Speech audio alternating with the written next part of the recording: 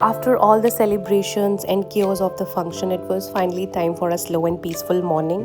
So it was around 7 a.m. and the weather was just perfect. So hey guys, good morning. तो आज का vlog कुछ ऐसे start हुआ। मैं सुबह अराउंड 7 बजे उठी थी and the first thing I noticed was this weather outside. इतना ब्यूटीफुल, इतना कोजी था। तो वैसे तो आज मेरा प्लान था कि मैं अपनी कुलदेवी के मंदिर जाऊंगी, भरमानी माता, लेकिन मौसम देख के ऐसा लग रहा था कि शायद मैं ना जा पाऊँ, क्योंकि बारिश होती है तो वो रोड थोड़ा ख़राब सा है और स्लिप विप होने का डर रहता है। तो इसलिए मैंने सोचा नहीं जा पाऊँगी, लेकिन अराउंड 2 PM हमने डिसाइड किया कि चलो चलते, क्योंकि मौसम भी साफ़ हो गया था। और मैंने सोचा चलो माता के दर्शन करके आते हैं, क्योंकि हम 1.5-2 साल बाद वैसे ही आ रहे थे यहाँ पे। यहाँ आना मेरे लिए एक टेम्पल विजिट नहीं है। It has so many childhood memories attached to it. बचपन में हम लोग यहाँ गांव से पैदल आया करते थे, कभी हर महीने, कभी 2-3 महीने में एक बार, बट आना हमें ज़रूर होता था। और वो एक्साइटमेंट भी अलग ही लेवल की होती थी और उस टाइम एनर्जी भी अलग ही लेवल की होती। तो हम लोग पहले तो वैसे मैं अपने दोस्तों के साथ आती थी, बातें करते करते हमें पता भी नहीं चलता था हम लोग कब पैदल पहुँच भी जाते थे मंदिर। लेकिन अब मुझे कोई बोलेगा कि तुम पैदल चलो तो शायद मैं पहले ही हाथ खड़े कर दूँ कि भाई मुझसे नहीं हो पाएगा।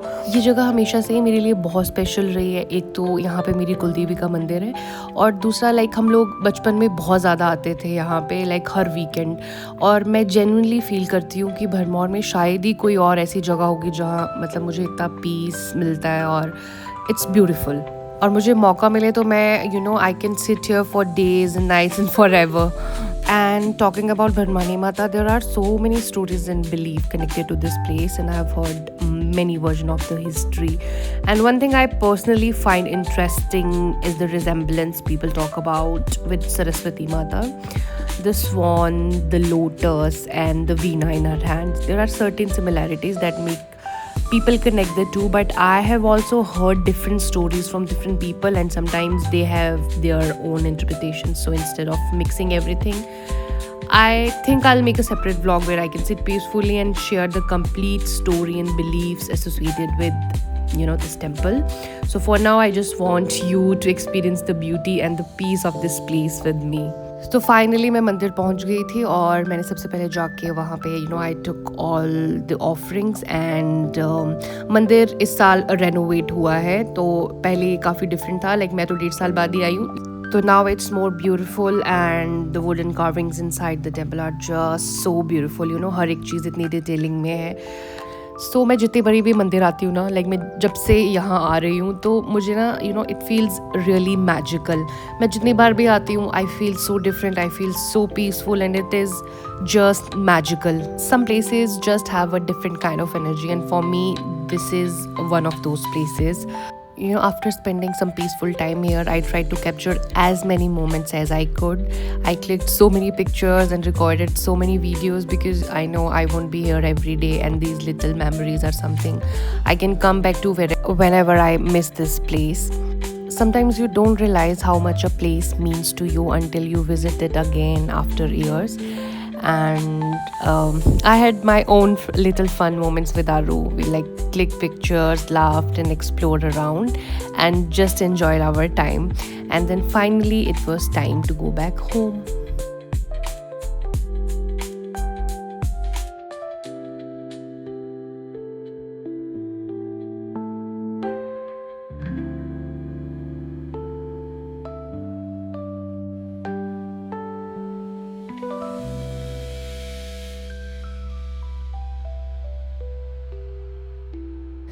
अब तो वैसे सब लोग व्हीकल्स में ही आते हैं मोस्टली अपनी, जो कि ऑब्वियसली काफ़ी कन्वीनियंट है, बट पहले ऐसा नहीं था, स्पेशली मेरे गांव से और मेरी मम्मी की साइड से भी, मेरे नानके की तरफ से, क्योंकि दोनों जगह से ही मंदिर रिलेटिवली पास पड़ता है। और सबसे स्पेशल बात है कि हम दोनों की मेरी मम्मी की भी कुलदेवी, उनके मायके से भी उनकी कुलदेवी और उनके ससुराल से भी, तो और सबसे ज़्यादा कन्वीनियंट पड़ता था। हम मेरे गाँव से भी और मेरे नानके वाले गाँव से भी सबसे ज़्यादा नज़दीक पड़ता है मंदिर।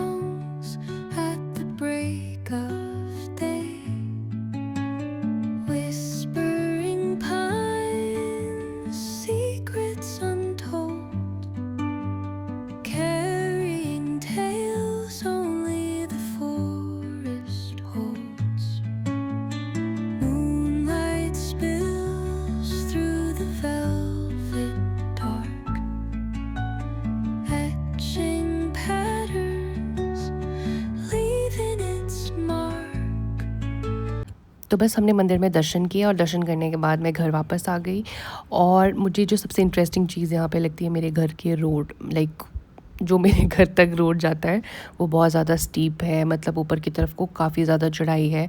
और अगर गाड़ी बीच में रुक जाए तो आपको फिर से पीछे तक वापस आना पड़ता है, फिर से गाड़ी को मोशन में लाके तब आप पूरा ऊपर तक पहुंच पाते हो। क्योंकि अगर गाड़ी एक बार में बीच में अगर रुक जाती है तो आपको पूरा लाइक पीछे तक आना पड़ेगा मेन रोड तक। बट चलो ये भी एक कन्वीनियंस है कि एटलीस्ट गाड़ी घर तक जाती है, वरना ऑनेस्टली इतनी चढ़ाई रोज़ कौन पैदल चढ़ेगा। तो इस रोड के साथ मेरी एक बचपन की मेमोरी है। जब भी मैं यहाँ आती थी, जब हम लोग स्कूल से वापस आते थे तो मैं और प्रिया हम दोनों वापस आते थे। तो यहाँ पे एक ना छोटा सा फ्रूट होता है जो कि एडिबल होता है, ऑब्वियसली हम खा सकते हैं। तो एक बार मैं और प्रिया ऐसे ही, उसने बोला कि ये फ्रूट है, इसको खा सकते हैं। तो मैं ऐसे बोल रही थी उसको कि नहीं ये तो जहर है, हम इसको नहीं खा सकते हैं बट वो फ्रूट ही था। फिर उसने वो मेरे सामने खाया और बोला देखा मुझे कुछ नहीं हुआ, ये जहर नहीं है, इसको खा सकते हैं। फिर मैंने भी ट्राई किया एंड सरप्राइजिंगली वो बहुत टेस्टी था। एंड मुझे उसका नाम याद नहीं है but it is very kind of thing. रात को कज़न्स के साथ टाइम स्पेंड करने के बाद next day it was finally time for me to leave this place until I come back again। और वैसे भी यहाँ पे मौसम बहुत अच्छा था, अब वापस जाके तो फिर से गर्मी फेस करनी पड़ेगी।